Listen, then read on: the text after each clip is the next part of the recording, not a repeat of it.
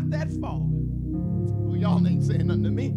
Come on, somebody. It's really not that far. But sometimes we live in torment. We live in pain. We live in anxiety because we have not yet finished the task. But you got to have it in your spirit that I'm going to finish strong.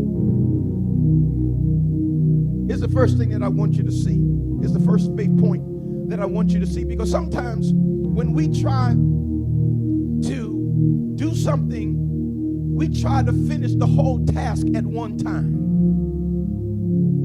Oh yeah, we're supposed to think big, and we're supposed to see it big. We're supposed to see the job being big and enormous. But the problem is, if you try to go from the start to the finish at the same time, you're going to end up losing. So here's the first faith point I want you to see is that you have to finish in phases. Somebody say finish in phases.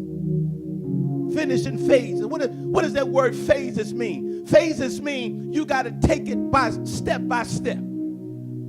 Come on, somebody. You can't do it all at the same time. You got to take step one. Listen, you try to go from the bottom of the steps and jump to the top of the step in one jump, you're going to break your neck. Am I saying something right?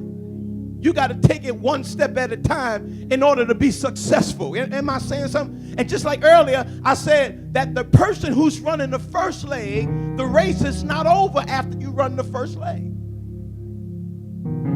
So you have to do the job. You have to do it, and you have to finish in phases. So in other words, you got to go one step, then you got to go another step. Anybody know what I'm talking about? Then you got to go a third step, and then you got to go another step to finish the race. Turn to Genesis chapter 1. Watch this. Genesis chapter 1. Let me show you something about God. See, sometimes we got to learn how to follow the things that God does. In Genesis chapter 1, beginning at the 9th verse, look at what he says. He said, "Then God said, let the waters under the heavens be gathered together in one place, and let the dry land appear. And it was so. And God called the dry land earth, and the gathering together of the waters he called seas. And God saw that it was good." Somebody say it was good. "Then God said," verse 11, "let the earth bring forth grass, the herb that yields seed, and the fruit tree that yields fruit according to its kind, whose seed is in itself on the earth. And it was so. And the earth brought forth grass, the herb that yields seed according to its kind, and the tree that yields fruit, whose seed is in itself according to its kind. And God saw that it was good." Somebody say it was good. "So the evening and the morning were the third day." So what was God doing? We know God created the world, but the Bible said, watch this, he took 5 days to create the world.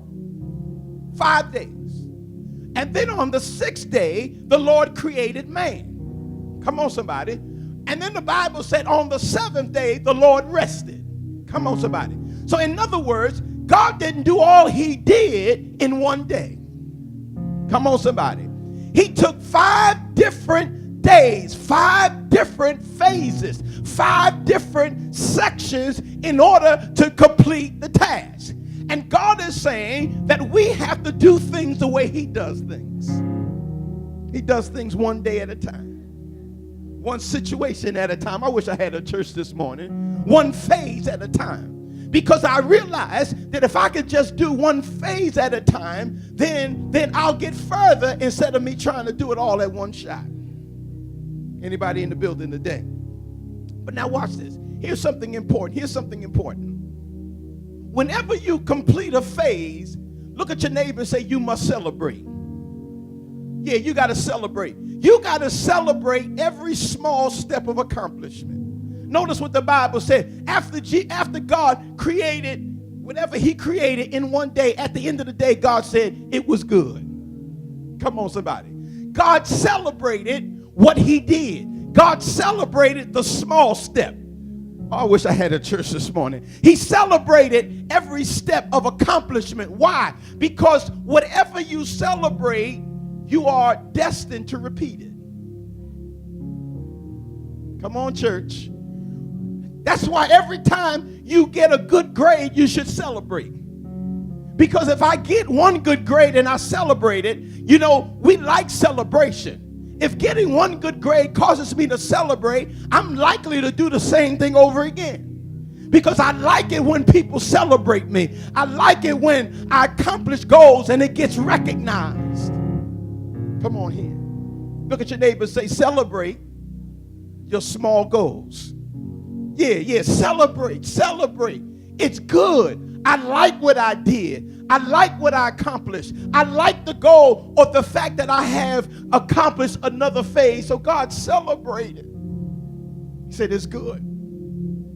And every time you say it's good, that means you're further along than what you were yesterday. You're further along than when you started the task. It's good. It's good. If you go to school every semester, you should celebrate at the end of the semester. Come on, somebody. You should celebrate that you passed last semester's classes. Come on, somebody. Every business entrepreneur in here, every time you get a new customer, you should celebrate. Come on, somebody. Every time you go through another week of accomplishing being in business, you should celebrate. Come on, somebody. That's why we come to church. Every time we get another opportunity to come into the house of God, we celebrate. Because this is a great opportunity to give God glory for how good God has been to us, how merciful God has been to us, how kind God has been to us. I come to celebrate him this morning.